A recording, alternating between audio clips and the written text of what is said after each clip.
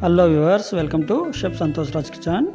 ఈరోజు వచ్చేసి చికెన్ వేపుడు మన రెస్టారెంట్ స్టైల్లో ఏ విధంగా చేస్తారో సింపుల్గా మనం ఇంట్లోనే చేసి చూపిస్తాను. పూర్తిగా చూడండి, ఎక్కడ కూడా వీడియో స్కిప్ చేయకండి. చిన్న చిన్న చిట్కాలతో పాటిస్తే మీకు కూడా చాలా సింపుల్గా రెస్టారెంట్ స్టైల్ మన చికెన్ వేపుడు అనేది వచ్చేస్తుంది. ఇక్కడ చూస్తున్నారు కదా ఎంత బాగా వచ్చిందో. చాలా సింపుల్ అండ్ ఈజీగా ఇది మీకోసం తయారు చేసిన రెసిపీ. ఫుల్ వీడియో ఖచ్చితంగా వాచ్ చేయండి. ఇప్పుడు ఈ వీడియోని ఏ విధంగా చేయాలో మనం చూసుకుందాము. చూస్తున్నారు కదా ఇక్కడ ఏ విధంగా ఉందో. ఇప్పుడు వచ్చేసి మనము ఒక చికెన్ తీసేసుకోవాలి 1/2 కిలో, అండ్ టమాటో, ఆనియన్, ఒక లెమన్, అండ్ కొద్దిగా కొరియండర్ అండ్ గ్రీన్ చిల్లీ ఈ విధంగా కట్ చేసుకొని వీటిని కొద్దిగా పేస్ట్ చేసుకొని పెట్టుకోవాలి. ఆనియన్ అండ్ టమాటాని ఇక్కడ చూపిస్తున్న ఐటమ్ చూస్తున్నారు కదా.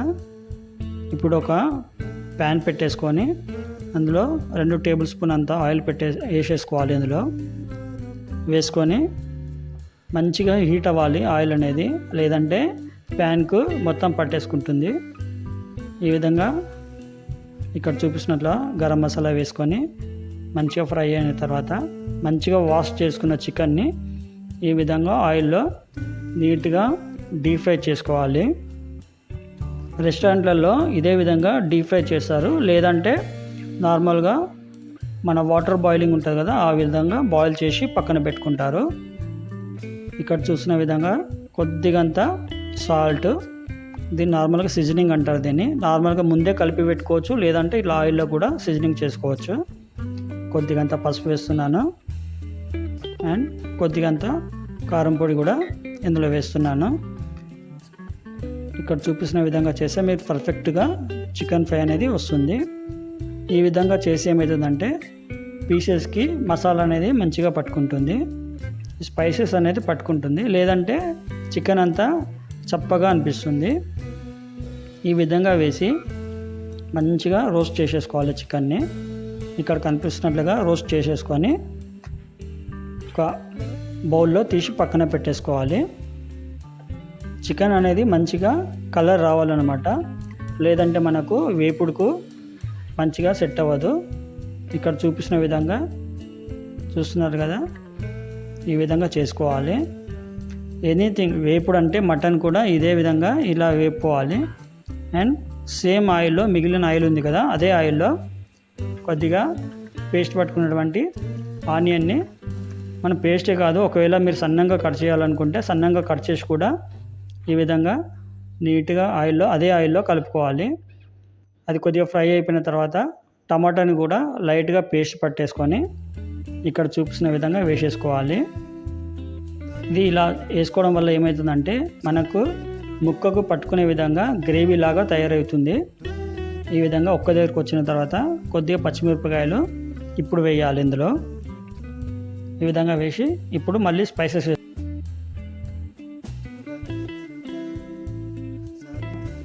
సాల్ట్, కొద్దిగా పసుపు, మన chilli powder and coriander powder కూడా నేను వేస్తున్నాను. ఈ స్పైసెస్ అనేది దానికి సరిపోయినంత వేసుకోవాలి. నేను పైన చూపిస్తున్నాను ఎంతెంత వేసుకోవాలనేది, దాన్ని బట్టి మీరు ఫాలో అవుతే సరిపోతుంది.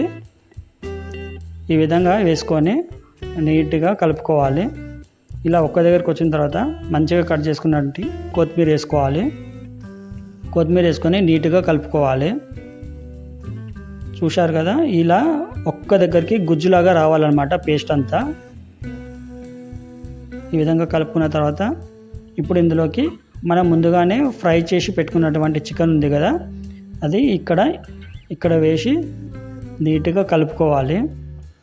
ఒకవేళ మీకు ఇంకా టైట్ అనిపిస్తుంది, పట్టుకోవట్లేదు మసాలా అంటే కొద్దిగా లైట్గా వాటర్ వేసి ఇలా కలుపుకోవాలి. చాలా సింపుల్గా మన చికెన్ ఫ్రై అనేది రెడీ అయిపోయింది.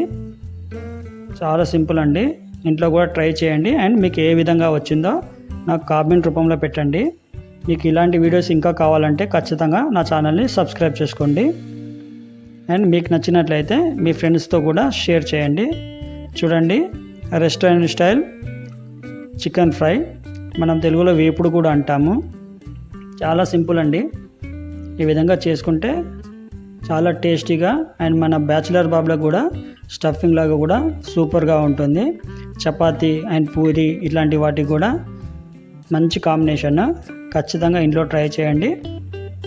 ఫైనల్గా ఈ విధంగా కొద్దిగా కొరియండర్ వేసేసి గార్నిష్ చేసుకుంటే సరిపోతుంది. Thanks for watching. Please subscribe my channel. Thank you.